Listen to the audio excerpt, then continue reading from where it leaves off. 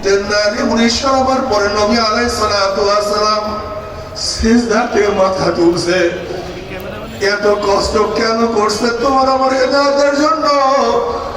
নবী আলাইহিস সালাতু ওয়াস সালাম শিয়ামে আবু তালেব বলে 3 বছর অবরুদ্ধ অবস্থায় রাখছে।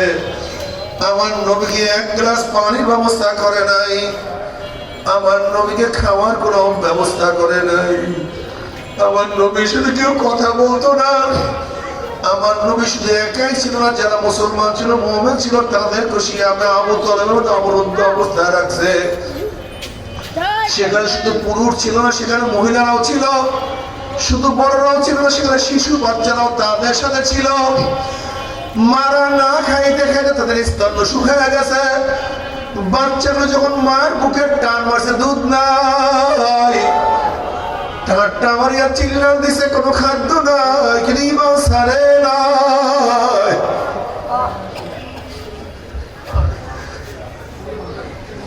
ইসলামের পথ ছাড়ে নাই। আজকে তুমি আমি ঈমান আনলে তোমাকে আমাকে কেউ অবরুদ্ধ করে না। আজকে তুমি আমি নামাজ পড়লে তোমাকে আমাকে কেউ মারে না। আজকে তুমি আমি আমার মাওলাকে ডাকলে তোমাকে আমাকে কেউ তো জেলখানায় আবদ্ধ করে না। অথচ সাহাবাদেরকে কি কষ্ট দিছে, কি হয়রানি করছে। সুমাইয়া রাদিয়াল্লাহু তাআলা ঈমান আনার কারণে আবু জাহল তার লজ্জায় তারা বর্ষা মারিয়া হত্যা করিয়া ফেলাইছে, শহীদ করিয়া ফেলাইছে। আল্লাহ আমাদের সবাইকে মাফ করিয়া দাও। এ আমার যুবক বাবারা, এ আমার মুরব্বী বাবারা, আমার পর্দার মা বোনেরা, তারাও তো কিয়ামতের মাঠে আল্লাহর সামনে উঠবে। তুমি আমি কিয়ামতের মাঠে উঠবো।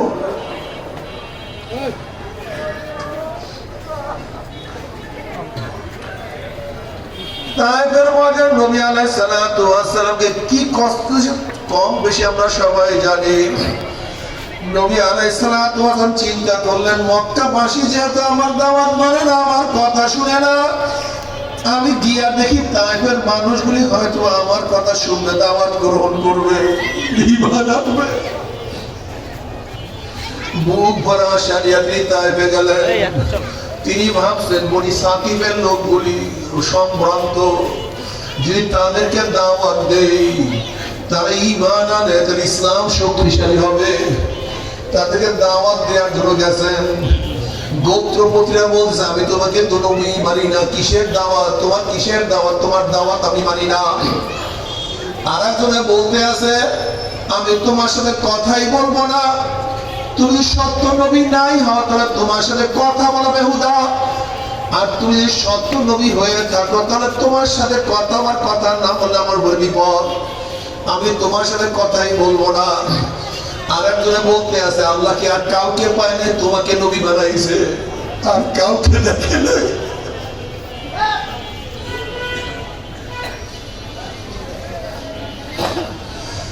নবী আলাইহিস সালাতু ওয়াস সালাম অপমানের পর অপমান করতে আছে। আমার নবী তারপরে দাওয়াতের কাজ চালাইতেছেন। এবার কিন্তু তাইফের লিডাররা বলতে আছে, তুমি এখান থেকে যাবা না, তোমাকে শাস্তি দেওয়া হবে। নবী আলাইহিস সালাতু ওয়াস দাওয়াতের কাজ শুরু করলেন। ওই লিডাররা বলছে, যুবকরা একটা পাগল মক্কা থেকে আসছে, তোমরা তাকে পাথর মারো। যখন এই যুবক থেকে বলছে পাগল, পাথর মারো, অমনি যুবকরা আমার নবী আলাইহিস সালাতু ওয়াস সালাম নিশানা বানাইছে। কেউ চোখকে নিশানা বানায়, কে কয়টা পাথর চোখের মধ্যে লাগাইতে পারে। কেউ মাথাকে নিশানা বানাইছে, কে কয়টা পাথর মাথার মধ্যে লাগাইতে পারে। কেউ চেহারাকে নিশানা বানাইছে, কে কয়টা পাথর চেহারার মধ্যে লাগাতে পারে। পাথর মারা শুরু, বৃষ্টির মতো পাথর মারা শুরু হয়েছে।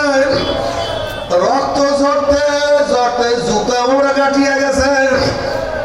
কিন্তু আমার নবী, দয়ার নবী, মেহেরবান নবী জিবরিল আলাইহিস সালাতু ওয়াহিয়া বলতেছে, ইয়া নবী আল্লাহ, ইয়া রাসূলুল্লাহ, আপনি আমাকে হুকুম করেন, ওই তাইফের 2 পাথর চাপা দিয়ে সবাইকে ধ্বংস করিয়া পালাবো।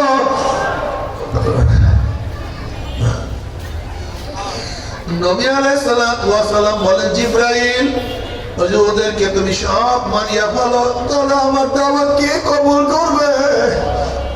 যদিও মুরব্বীরা দাওয়াত কবুল না করে, কিন্তু তাদের সন্তানরা দাওয়াত কবুল করবে।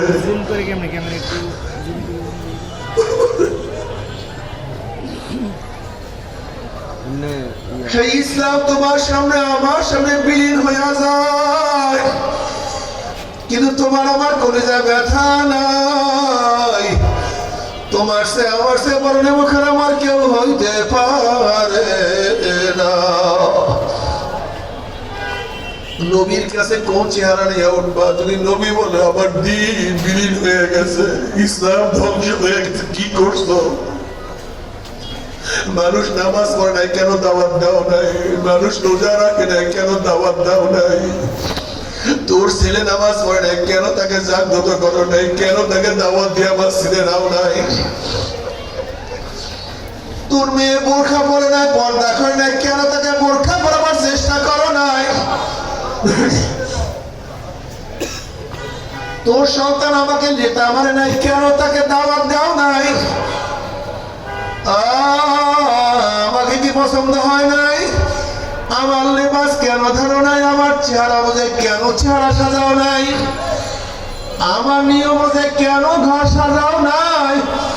আমার নিয়ম অনুযায়ী কেন ব্যবসা করো নাই? আমার নিয়ম অনুযায়ী কেন দল করো নাই? আমার নিয়ম অনুযায়ী কেন নেতা মানো নাই? এই প্রশ্নের নবী তোমাকে আমাকে করে কি জবাব দেবা? খবরদার, জবাব ঠিক না করিয়া কেউ মাওলার কবরে যাইও না। হাসিবু ক্বাবলা আন তুহাসাবু, তোমার কাছে হিসাব নেওয়ার আগে তুমি তোমাকে হিসাব নাও। ওরে মন, আমার মনের অবস্থা কি? আমার কলবের অবস্থা কি? আমার চোখের অবস্থা কি?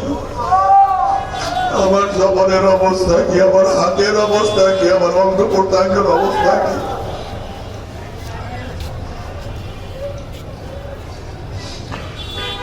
ওরে মন, গুনাহ করতে করতে তো জীবনটাকে ধ্বংস করিয়া ফেলাইছি, এখনো তওবা করতে পারলাম না। ইয়া আইয়ুহাল মুসলিমুল মুহসিজা রাইমাহু লা তানসা যানবাকা ওয়াজকুর মিনহু মা সালাফা ওয়াতুব ইলাল্লাহি ক্বাবলাল মাউত ওয়া আমজাদিরা ইয়া আসিয়ান মুতারিফ ইন কুনতা মুতারিফা। এ চরম পর্যায়ে গুনাহগার,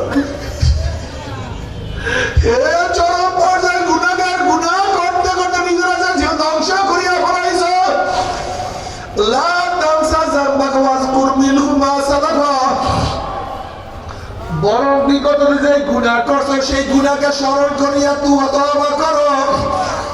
কি কি গুনাহ করছো চক্ষু দিয়া, কি কি গুনাহ করছো জবান দিয়া, কি কি গুনাহ করছো হাত দিয়ে, ওয়াজকুর ওয়াজকুর স্মরণ করো।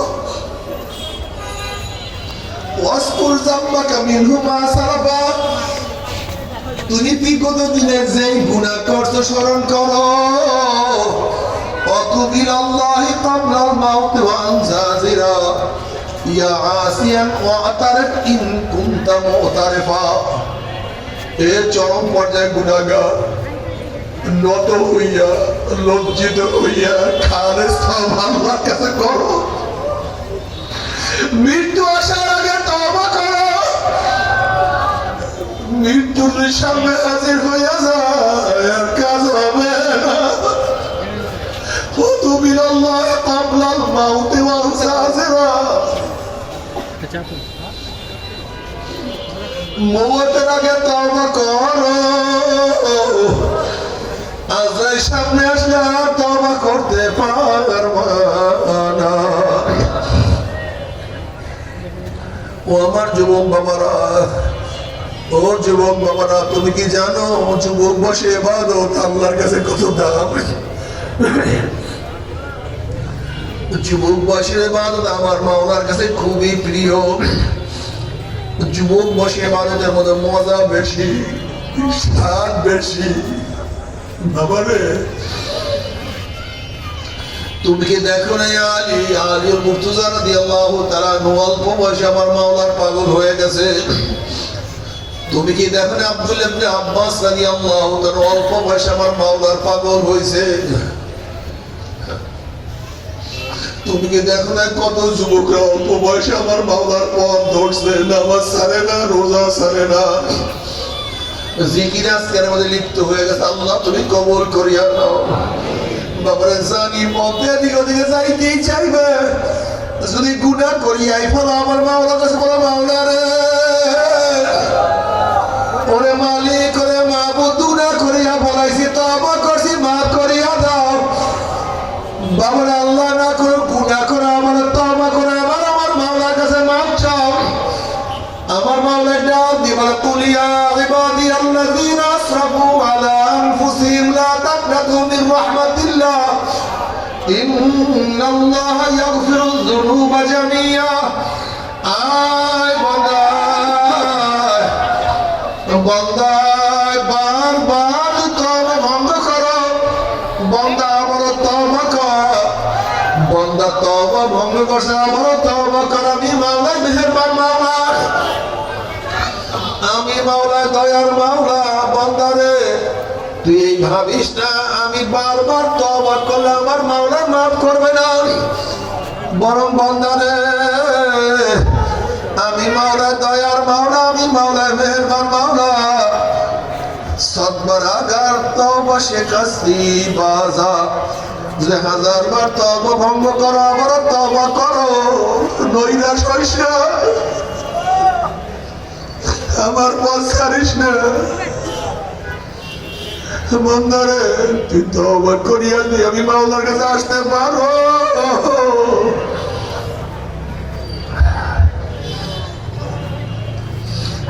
আমি মাওলা তোর জিন্দেগীর সমস্ত গুনাহ খাতা মাফ করিয়া দিব। ও আমার যুবক বাবারা, ধ্বংস হইয়া যাইতে আছে, সব ধ্বংস হইয়া যাইতে আছে। মুসলমান সন্তান নামাজ পড়ে না, মুসলমান সন্তানরা রোজা রাখে না, মুসলমান সন্তান আজকে পর্দা করে না, মুসলমান সন্তানদের জবানের মধ্যে মুখের মধ্যে গাঁজা, মুসলমান সন্তানদের জবানের মধ্যে মুখের মধ্যে ইয়াবা। মুসলমান সন্তানরা কিভাবে মদ পান করে, তারা কিভাবে মদ পান করে।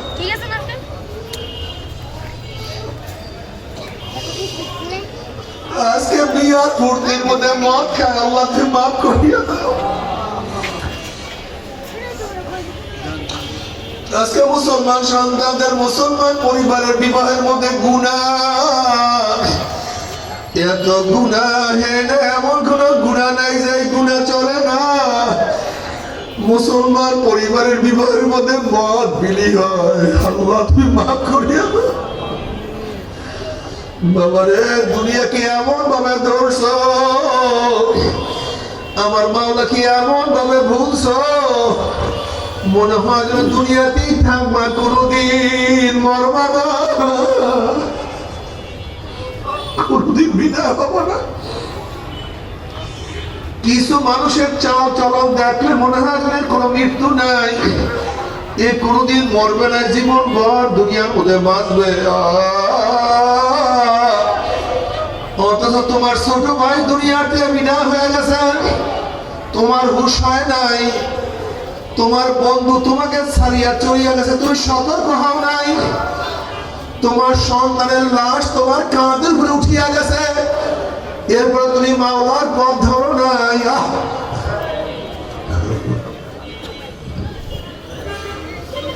তুমি তোমার নাতির জানাতে উপস্থিত হয়ে গেছ, এখনো সতর্ক হও নাই। তোমার চেয়ে বড় গরু, তোমার চেয়ে বড় পশু আর দুনিয়াতে হইতে পারে না। ও যুবক বাবারা, সময় চলিয়া যাইতে আছে, কি করলাম, কিছুই তো করতে পারলাম না, সব তো খালি। মালিক ইবনে দিনার রাহমাতুল্লাহ আলাইহি, কত বুজুর্গের দিন, কত আল্লাহওয়ালারা মৃত্যুর সময় বলতে আছে আমার তো শেষ, আমি জীবন তো নামাজ সব ধ্বংস করিয়া ফেলাইছি, বলছে হযরত কেমন কথা বলেন, আপনাদের জীবনটা সব সময় নামাজ পড়ছে।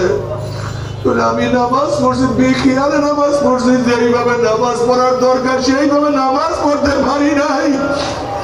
যেই জ্ঞান ও খেয়ালের সাথে আল্লাহর সামনে দাঁড়াবার কথা সেইভাবে দাঁড়াতে পারি নাই। যেই মন নিয়ে আমার মাওলাকে রুকু করার কথা ছিল সেই মন ছিল না।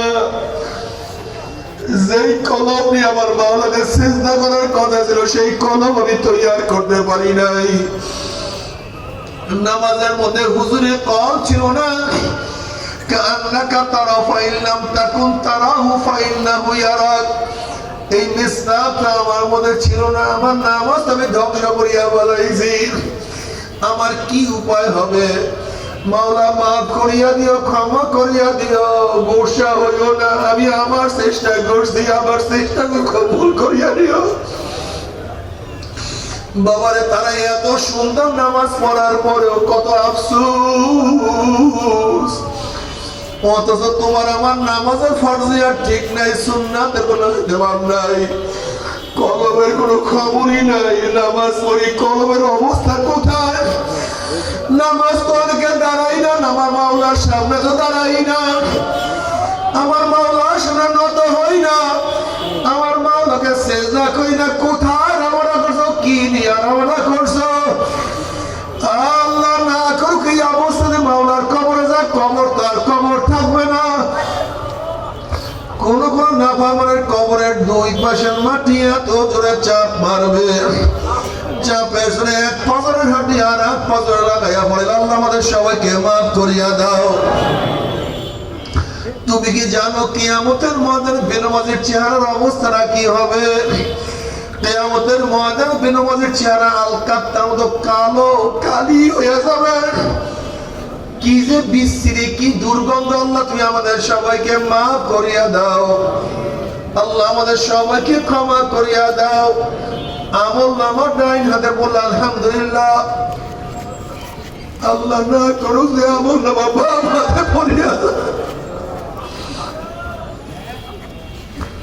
নবী আলাইহিস সালাতু ওয়াস সালাম আম্মা জান আয়েশা সিদ্দিকা রাদিয়াল্লাহু আনহার কোলের উপরে মাথা দিয়ে আরাম করতে আছেন। আরাম করেন। আম্মা জান কিয়ামতের মুরাকাবা করে, কিয়ামতের মুরাকাবা করার কান্না শুরু করছে। চোখের পানি আমার নবীর চেহারা পড়িয়া গেছে। আমার নবীর চক্ষু মেললেন, দেখেন আয়েশা কান্দের চেহারা, আল্লাহ চক্ষু লাল হয়ে গেছে। আয়েশার চেহারার মধ্যে মারাত্মক ভয় ছাপ পড়িয়া গেছে। নবী আলাইহিস সালাতু ওয়াস সালাম বলেন, আয়েশা তুমি কেন কান্নাকাটি করো? তোমার চেহারার অবস্থা এরকম কেন? আম্মা জান বলছে, ইয়া নবী আল্লাহ, ইয়া রাসূলুল্লাহ, ওই ভয়াবহ কিয়ামতের ময়দানে কি আপনি আমাদেরকে খবর নেবেন না?